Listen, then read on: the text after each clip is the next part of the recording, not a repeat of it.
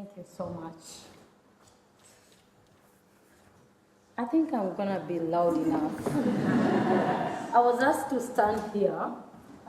I hope I will survive on this platform. Thank you so much, distinguished guests, honorable judges, invited guests, human rights defenders.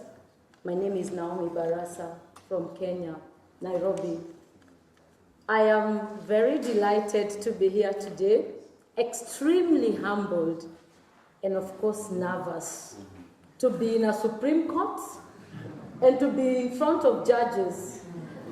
My biggest history of being in front of judges is being accused and being judged for causing disturbance and destabilizing peace and obstructing cause of justice.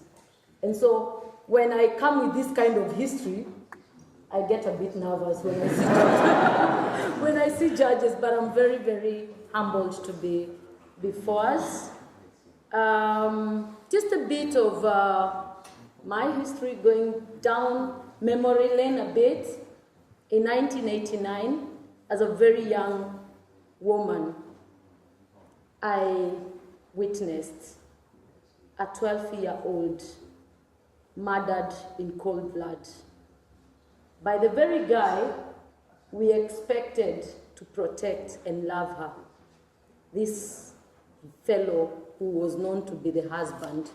Of course, a 12-year-old is a baby, but she was married to this guy. He butchered her like the very meat he had brought home and was supposed to be chopped for cooking. The same knife murdered her. In 1991, a leper, blind woman in her middle age, was gang raped and gang raped to death. Once again, I witnessed that. And all along, I wondered why the state, why the government didn't do anything about this. Little did I know that they didn't really matter. In any case, they were just members of a slum. They did not matter. Their names at best appeared in an attendance record at hospital, public hospital, not anywhere beyond that. So they didn't matter.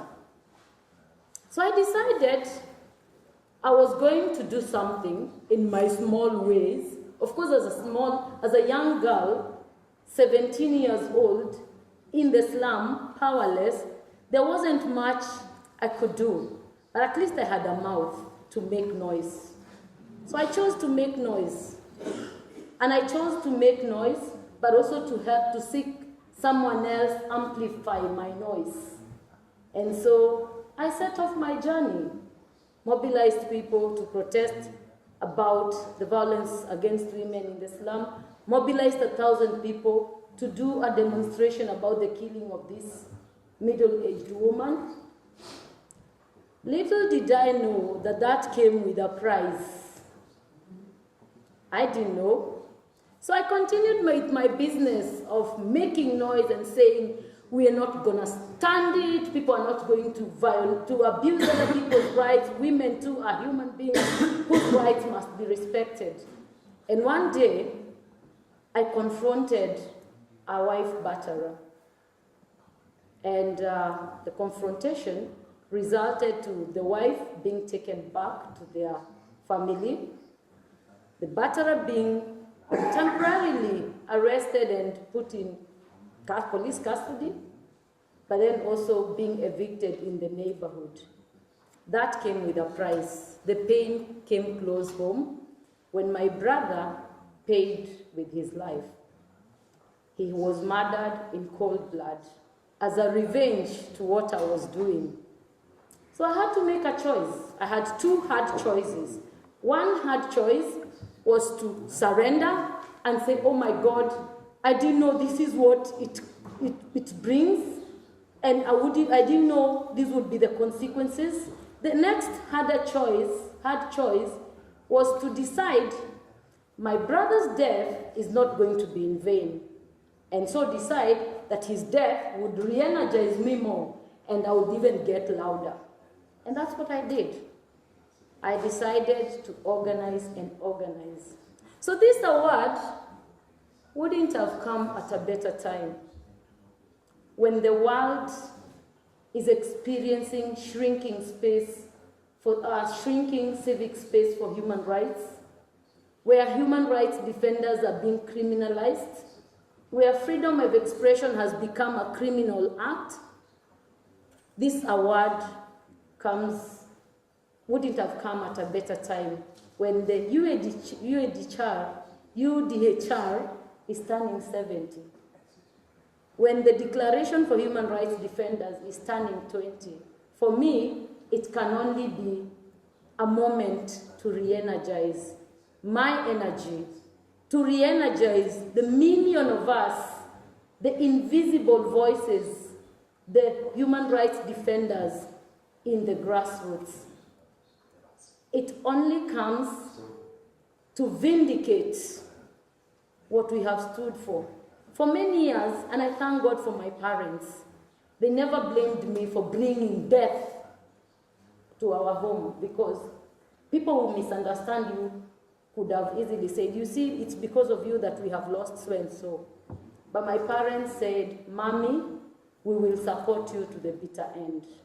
And they supported me to the bitter end.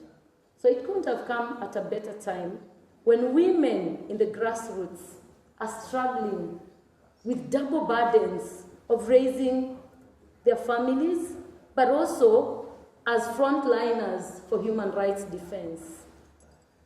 I represent the million of women in the grassroots who have to deal with both.